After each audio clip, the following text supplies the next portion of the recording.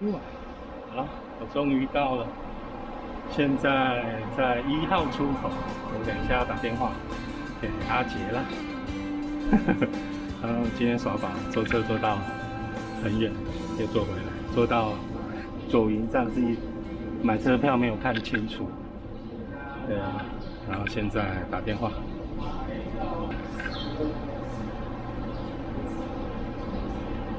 喂，阿杰啊，我到了，我刚去上厕所啦。好，OK，拜拜。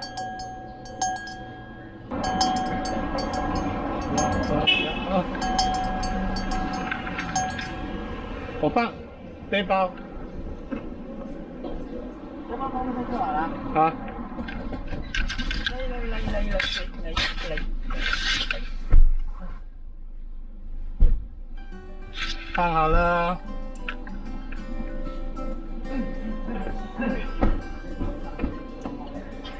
那你椅子你自己下去。应该是不用了，我腿那么短。哦哟，好久不见了，是有哩。我有啦，我买2罐了，这今仔第2件才有打折。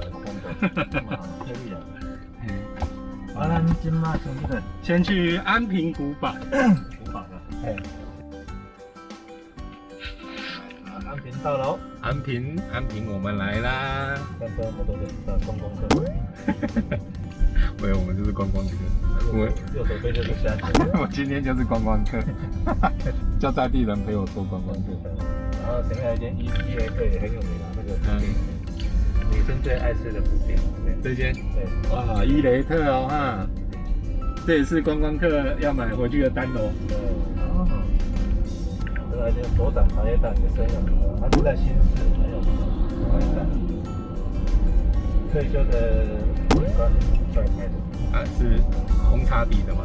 对，红茶底，跟日月潭的那个阿婆的那个茶叶蛋不太一样，不太一样。对。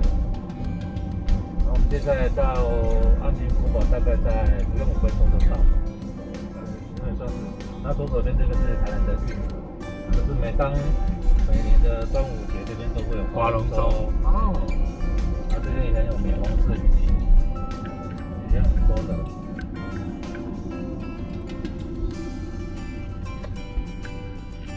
再进入安平了啊，看到有树屋这边都是。啊，对，前面直走这边有一间也是很有名，就是安平豆花，那也是来台南必吃的甜点。就是到安平这里一定要吃到这间豆花。对，这个是非常有名的。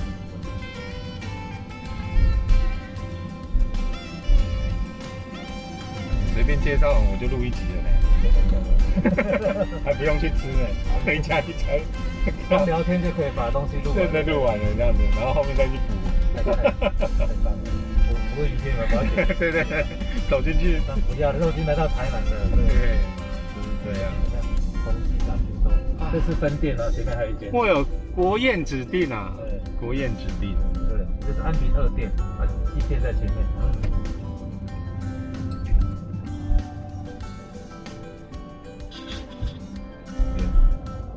这个是不是？这都可以，好像可以，看得起来没有画红线，应该就可以了。那我们就停。好，它的大门在前面，这是它的侧面。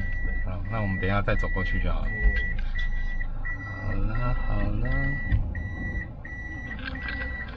好了，停好车啦。好了，待会见。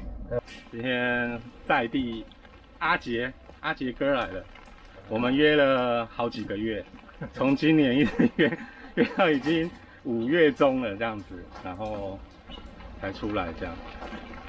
对，那今天这雨一阵一阵的，刚刚好遇到梅雨季，今天第2天啊，加嗨，今天第2天了。对啊，希望你下次来的时候是太阳很热的时候，下次再来就很热了。就是挑的时间有点那个了哈，对，有点尴尬。今年的那个梅雨季真的有比较早来一点，对不对？哈，上年前2年2、3年都5月中下旬，对，或快6月才梅雨季。台南人有一个好处，你知道吗？就是去逛古迹啊，对，都不用花钱，你只要身份证就不用花钱啊，真的、啊，真的。所以我等一下要买门票，对不你对？要买门票，我是不用门票，我搭身份证就可以进去了，这是台南人的优惠。哦，全票50块，对啊。哎，你帮我后面包包啊，好好。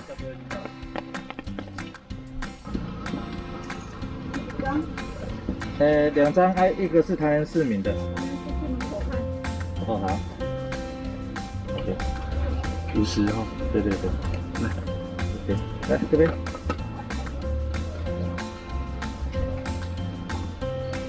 门票50块，50块呀！在灯塔上面介绍树王，是那一棵吗？我后面去出去，那可能他也不知道，应该先买号。这里啊，好了，谢谢。哇，终于进来了呢。很多年了。自己住台南多。我上次跟我那个同事去淡水拍，他也说他很推崇为了去渔人码头，我也是觉得很好笑。然后因为在地啦，这个地方应该是比较不会来。你可以去拍里面，还有这边，就到这边吧，这个是什么热什么城？嗯，这是这个都是特色哦。我知道，这一个是那个当初荷兰人留下来的。对对对，这面墙。这面墙，这是特色的。对。然后荷兰人盖东西都喜欢用砖。用红砖，红砖，哎对，所以那个台北那个红毛城啊，也是红砖，一样的，哎，因为也是他们盖的，对，红毛城那个县址以前是西班牙，但是后来就换成了荷兰人打上来之后，那个西班牙人走了嘛，然后走了以后就换成荷兰人，荷兰人就给它盖起来，叫做安东尼堡，安东尼堡，哎对，然后我们后来荷兰人被郑成功收复了以后，对不对？然后当地的人都称以前俗称都叫它叫红毛城，因为昂猫啊嘛，昂猫，哎对，后来国民政府收了以后，最后就把它叫做红毛城。它以前还是英国领事馆。对。台南也是有这个领事馆，是很多。对，这边以前也是一个国税局哦。对不对？国政司收税的地方。对啊。这边蛮有趣的，就是。它这个地点从明朝开始啊，那很久了。郑成功的时候，哎，应该再早一点，再早一点，就是在明朝。明朝的时候，其实台湾以前为什么台湾是以前都是很多人喜欢，很多国家效忠嘛，这块地，对，福尔摩沙嘛，对不对？对，很效忠的原因，其实最重要的重点就是，因为这里刚好是一个运输的要塞。在日本那时候15多的时候，对。西元了哈，15多，那时候丰臣秀吉，那个时候他们就已经在规划南下，而且在南下的时候，就第一件事情就是先把台湾拿下来，对，拿下来之后，然后再往菲律宾去这样子，然后那个时候荷兰人就先，对啊，荷兰人很厉害，他们做生意真的很强，然后他们先跟中国做生意，然后后来他们也从东南亚一直过来，后来最早期的时候，其实荷兰人是先占领了澎湖。我们先走，对，他先占领了澎湖，然后啊，占领了澎湖之后嘞，他跟了那个当时候明朝的军队，就跟他们在澎湖激战了8个月，没输没赢。可是呢，不知道为什么明朝人就是这么没有那个guts 继续打，结果呢，却是跟他签署了一个和平条约，说。你们就撤离澎湖，那你们去台湾我都不管。哎，澎湖那么小颗，台湾这么大颗，他竟然说你去台湾，这颗小小的要让给我们，就还回来这样。荷兰人当然想说好啊，荷兰人就把当时在澎湖的所有的炮台，因为荷兰人到哪个地区都会建这种古堡，对，都会建这样的古堡。那这一个部分其实我们现在站在这个地方。是日本时期，日据时代盖的。这个古堡安平古堡有一个特色，就是从明朝的时候有嘛，因为荷兰人进来，是清朝，对，清朝才是日据时代，对，日据时代然后国民党，对，其实是这样。那当时候在接手的时候，那个清朝的部分比较没有动，清朝大部分就是维护，反而是日据时代，因为战略需要，它盖了比较多跟军事有关系的东西，对，就日据时代又环海，对，然后爬一下。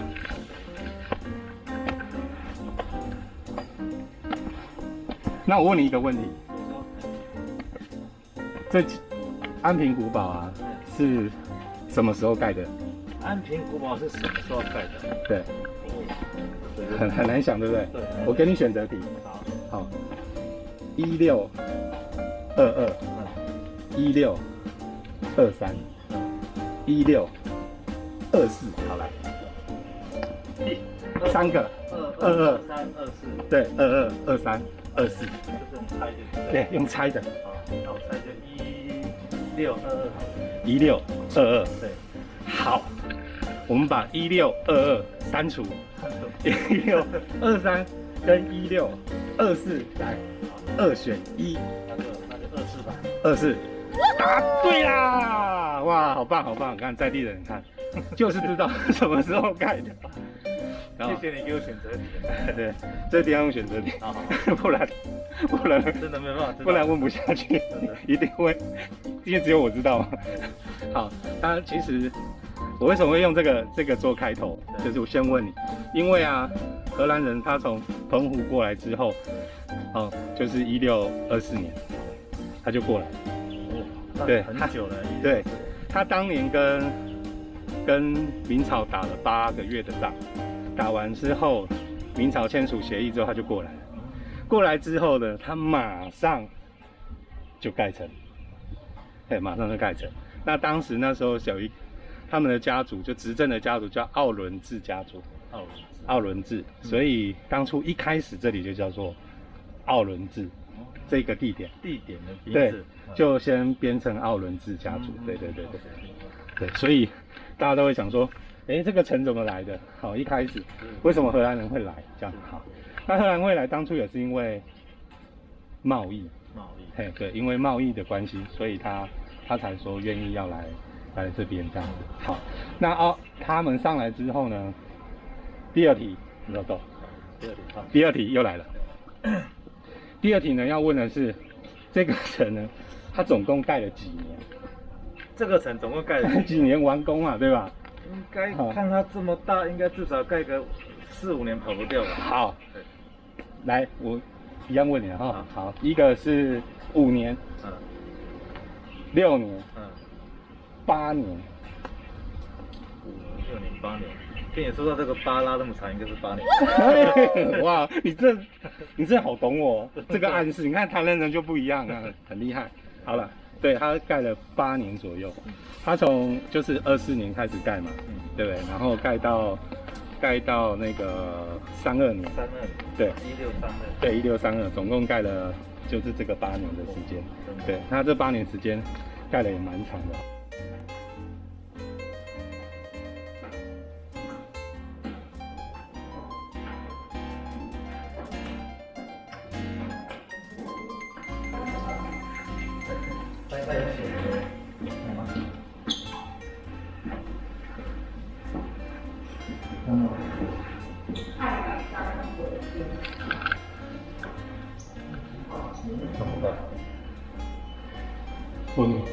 看这南面，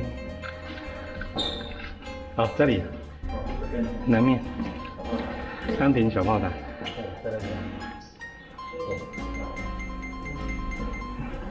这条路过去，应该是在那个方向。小炮台在那个方向。啊，那里，看到吗？好的，小炮台。啊，是有点远。这个小炮台应该是那个日据时代，对，他日据时代盖的。然后他小炮台，他有神木陪伴着他。啊，好，这样一起也是不错的。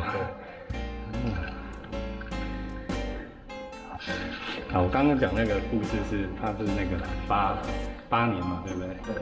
然后他那个8年的故事，其实我要说的是说，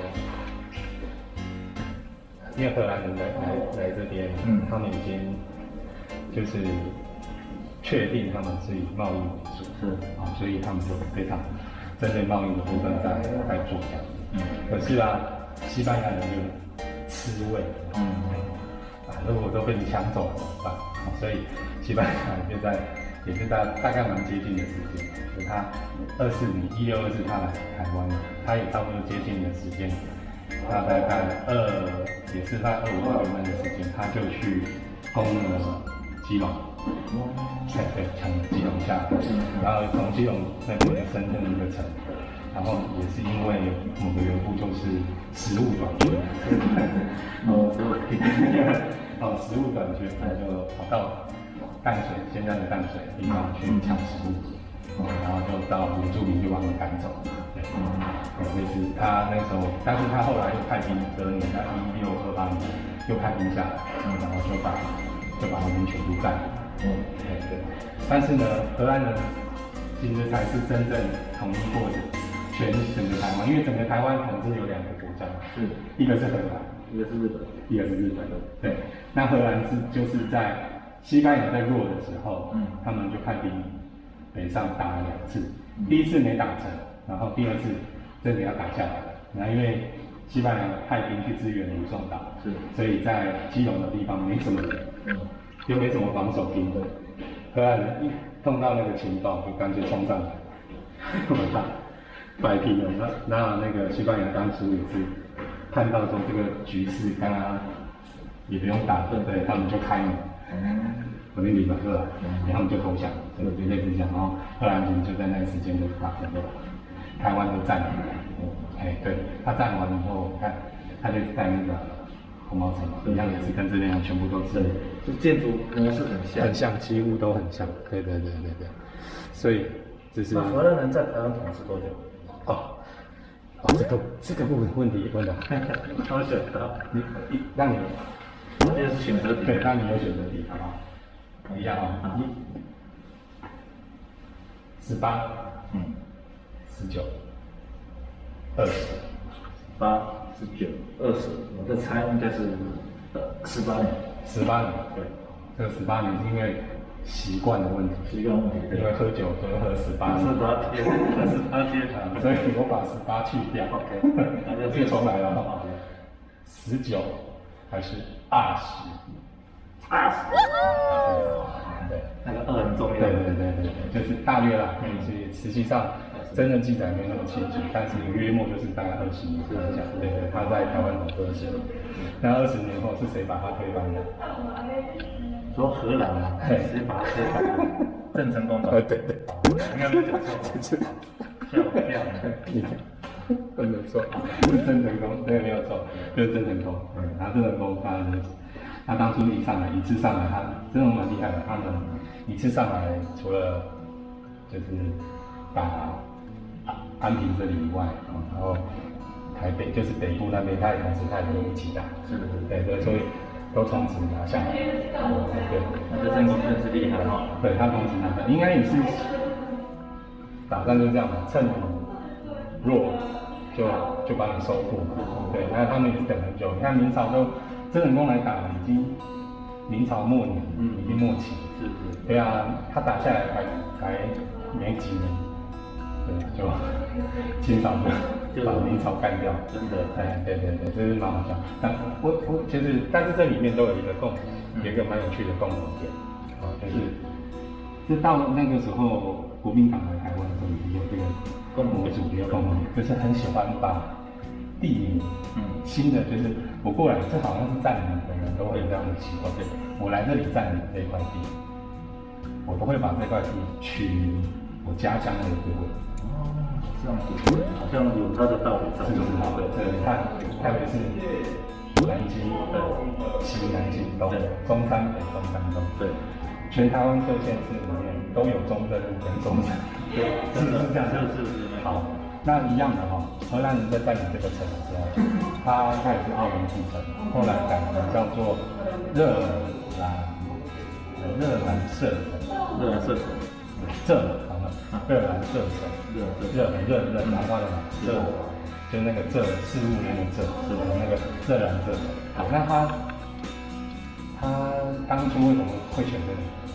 我刚刚前面讲，因为荷兰那边有一个地叫热兰城，热兰城。好，那他们也是因为觉得就是对家乡的思念，所以把这一块地就设为热兰城。古堡这种他就写一个热兰城。对，他的名字就是这样来的。对，然后再来的话，我们往后再往下走。对，你看真人宫打过来以后，对不对？对。他是不是把这边又改名叫做安平？对。那按照这样的推理的话，是安平是他以前在泉州的故乡的一个地名啊，真的。所以他就把这一群叫做安平。淡水红毛城那边为什么叫红毛？红毛是因为昂猫他们当初就是民众都会叫那些荷兰人都叫做那个红毛城，对，都会叫做那个荷兰叫红毛所以他就叫它红毛城。对，他以前叫圣德哥城还是什么，我有点忘记了。但是他当初西班牙人带领他是取名叫那个城，但是他并没有把它盖起来。它只是盖一个，就是能够做一些事务管理。它不像荷兰，他们是真的是以占地为主，就是我占领了这里，我会好好把这边盖成一个城堡，我要保护这里。所以像荷兰，你看他到了中印，他就盖着那个小城堡盖据点，然后防止你们入侵。对，他到台南这里当据点也是一样。对，那一样的，他把西班牙打掉以后，他在那边他也就把它盖成一个那个城，所以那时候他把那个。我们现在叫红毛城，然后他现在那边他就把它变成这个。他当初开始把它盖起来的时候，就是叫安东尼堡。安东尼堡，对，很多人知道。对，这个名字也蛮好听的。对，安东尼堡。对，然后你看，那英国在当初来，往这边看，英国当初来这里的时候也是一样，对吧？这里。英国领事馆。对，都那个英国领事馆。很奇怪，英国领事馆很喜欢选在这种古色古香的地方，古色古香的地方。红毛城当初一开始最早时候就是接手的时候，国民政府接手的时候也是英国领事馆，对，曾经都是英国领事馆，然后英国后来断交嘛，英国就搬走了。对，这个典故就是这样的。对，这是今天要讲的故事。今天在台南活了40几年，第一次知道。真的哦。对啊，看这边大家都会有一个许愿的哦。那要签到。爱你久久。我看这钥匙。相爱一辈子。真的。因为我记得我以前还没有这个，后面我应该就是为了观光用，真的。拍一下。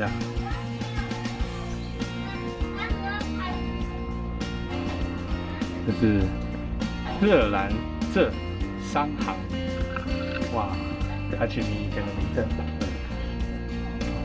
荷兰人取的。这里。哇，电动门诶！哦。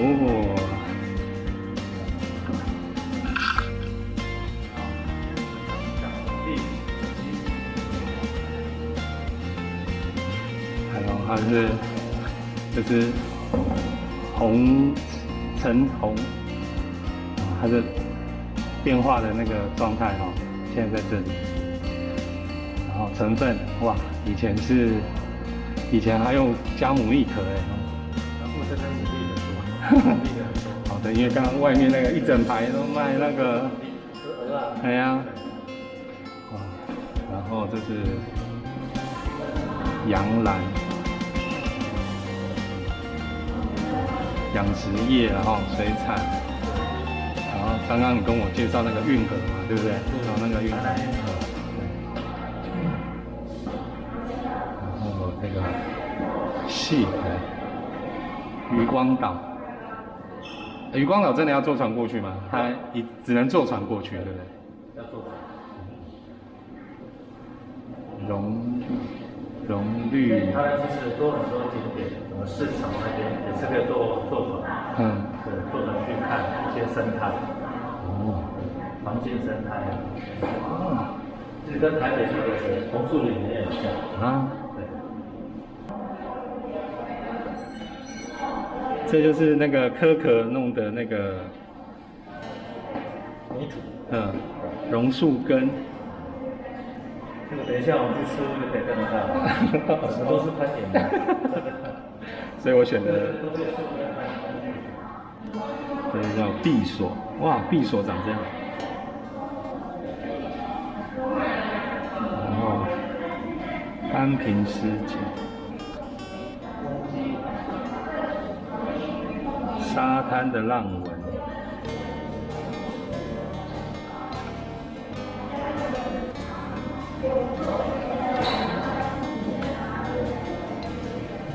哇，砖墙很有纪念价值。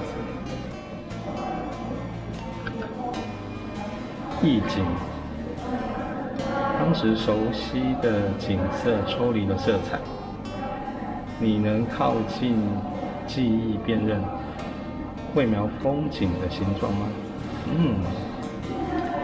他寻获了一艘葡萄牙的货船，上面装载着约10万件的中国瓷器，所以这是中国瓷器哦。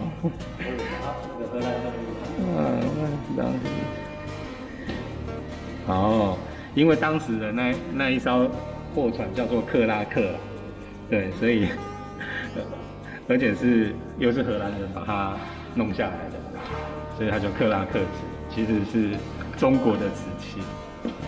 公鸡碗哦，清朝哦，清代的清朝，福建、广东、台湾、香港、越南、马来西亚、新加坡、印尼等，哇，数百年的流行着这个公鸡碗，差不多比喻的是跟草鸡一样哦。哇，这个厉害！看他说功夫电影功夫为龙传天官都有用这个碗。公鸡碗，因为它的第一个形状嘛，然后第二个彩绘也是上面会有一些那个彩绘公鸡，对。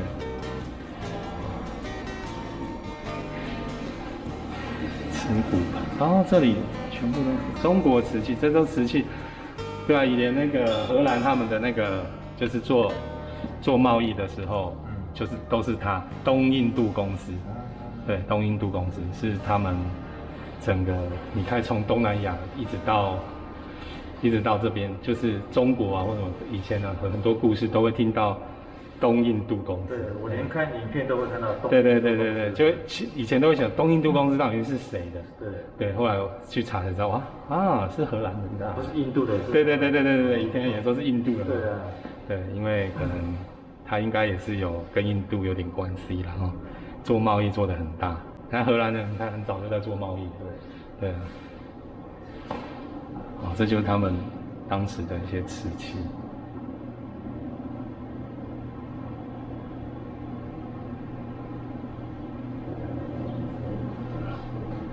这个第一次走进来。你第一次走进来？对。它等一下还有一个馆在旁边，这有展一些明朝到清朝的一些所有的它的武器啊。还有它的装备，来去，来，我们来去。这最后，这边是全部的历史。以前的话它是冰田纪念碑是这一个。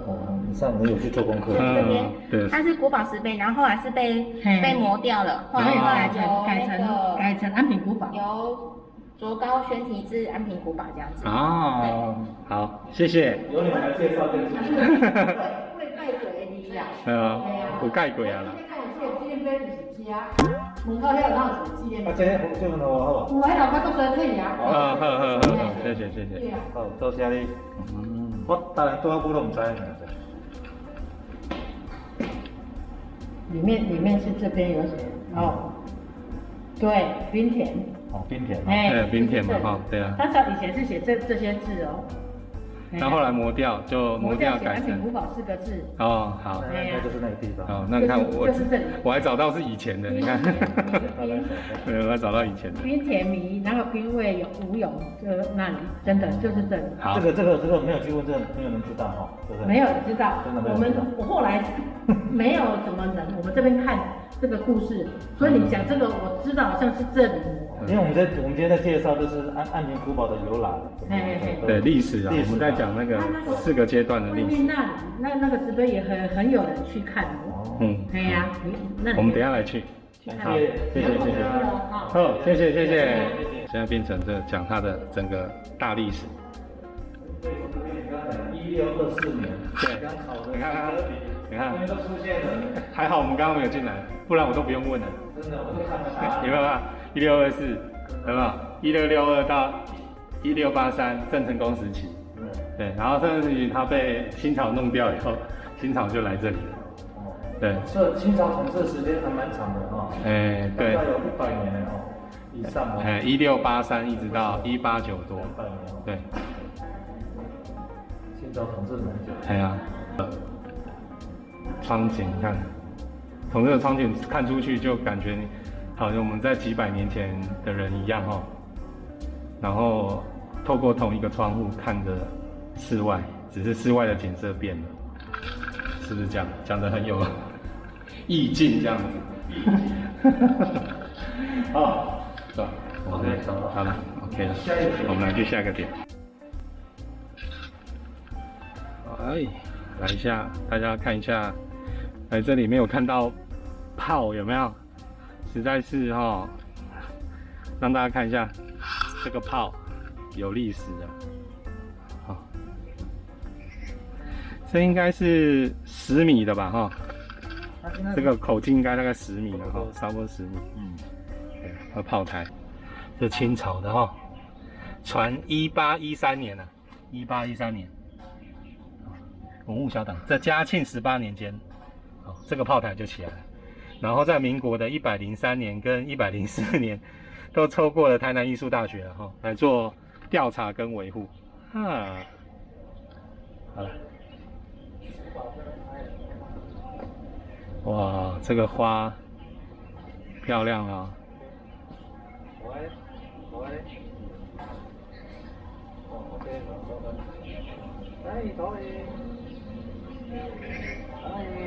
妹妹啊，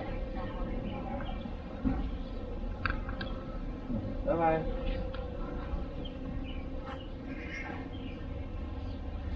军装局，水师哎，而且要侧面看才看得到，真的，正面看不出来。军装局石碑，那边都写。哇，这棵应该是几百啊，100年了吧？有100年了，你看它树根盘成这样子，这也算是安平的特色之一。很多这算榕树对不对？对，算榕树的。好，走，我们来去刚说那个碑，日据时代的时候，他们就立个碑，好，就立在这一个碑上，好，这个地方就是它的原址。然后因为大家可能也都觉得这个事件没什么好纪念的，所以呢就把它这些东西全部都抹掉了，抹得干干净净的，好，都没有了，好，就直接重新再刻上去，变成安平古堡啊，是，好，那我们可以简略讲一下，上面有写事件的，有这边有写古碑，就是古堡石碑，就是这个，对，这是冰田的故事，对，他没有讲到冰田故事，好，我大概有提一下而已。好，那我就简略讲一下，快速的讲一讲。其实冰田他其实当初他们是想要做一个那个做贸易，然后他呢来台湾要买那个生丝，就是以前都会有那个蚕丝嘛，然后他来台湾买，然后呢他先开他的船过来这边要买生丝，但是呢他在大陆泉州那边其实是有买一些货的，好，那他就想说，荷兰人跟日本人其实有在做生意，他就跟当时这边荷兰人的驻守的长官讲说，可不可以借我一艘船，算我跟你租好了，就是借我一艘船，开去泉州，把我的货运到那个日本去这样子。结果协商了很久，好，然后荷兰人就是没送啊，我就是不给你这样子啊，就不知道为什么就不给他，他就记恨，好像恨在里面。于是呢，他就回到日本的时候，他就跟当时日本的那个长官讲说，啊，那个就很机车啦，就竟然不给我们机会，好，那也不帮我们就运送，就还要跟我们做生意，对，好，于是呢，他就很堵拦，对，就跟他们的长官说，我想要去就是去把他们铲除，对，好，他竟然有这个想法，那刚好他这边有一些原住民的朋友，就是在台湾当地的原住民朋友，竟然也有10几个人也都跟他反映说，他们也受不了荷兰人的这种长期有点虐待的方式在欺压他们，所以他们就后来就讲说，好，那我就你们支持我，好，那我就来帮你们反他，起义的，对，就有点像起义。于是呢，他就在隔年的时候，这一件事在1627年，我记得好像1628年，他就带了大概400-500人的人，然后再加上当地的原住民大概16-20个，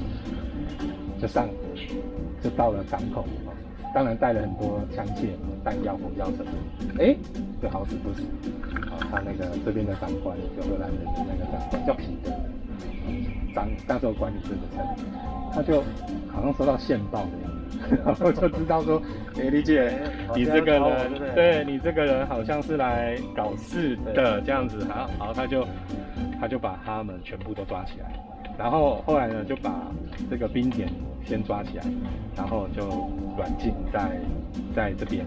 然后把那16个人呢，当然就没什么好过，当然就把他关起来。那另外那个400-500人呢，他就把他遣回去，让他们回去，这样就没留在这里。然后冰田就在这里被软禁，然后当然吃住但没有很好，但还是软禁就是他还可以自由走，但是就是被看管着这样子，他就很不爽。后来到后面他就俩公有没有？他就去把彼得的儿子给绑架。然后硬是要坐船回去，好，那当然没办法，儿子都被你绑架走了，然后他就坐船回去了。然后回去了以后呢，就马上通知了他的长官，就把荷兰在日本的一个商馆封掉，就把它关闭，不给他们运作，也就是说停止了荷兰人跟日本人做生意这件事情。那这荷兰人就会吓到说，那这事情就大条啊嘛，对不？你就不是一般，对不对？一般的那个事件。越来越大，所以后来呢，怎么办？他们荷兰人为了要平众怒嘛，平大家的众怒，因为也要做生意，所以后来他就把彼得给送军审审判，好，然后当时呢就判了他2年的徒刑，有期徒刑这样子，然后还配合日本，好，配合日本哦，把芥郎送到日本去关。送到日本去关，那么远，对，送到日本去关，日本人才息怒，有没有？才这样说，好了，我再重新跟你们做生意，这样对，这就是这个事件。那你会觉得到底是哪里错？我觉得哪里错，就是双方都有错吧？对，我觉得只是一开始，我觉得可能你要人家出船给你，你要有什么利益点这样，对吧？好朋友，你就让好朋友要帮你去做这件事，你也要有一点利，给人家，不能叫人家平白无故我出一艘船，然后油钱都算我的，还要那个过台湾海峡是一个很危险的道路，人家当然会有忌惮嘛，他会觉得说，那我的人又出我的船去载你的货回日本，他再回来，那是你在熬我，不是吗？对，他当然会觉得不妥嘛。可是以当下政治立场，我觉得那个彼得应该跟他的长官报备。要由他的长官来决定是不是要帮这个忙，因为是政治的嘛，国家跟国家。可是他却私自的把这个人给绑起来软禁，那当然就是他不对啊。对，然后最后你看，他为了又要平息这个众怒，你看你自己又被关，儿子又被绑，对，然后日本人就会觉得说这个起义是他们觉得很有价值的起义，所以那时候才立了这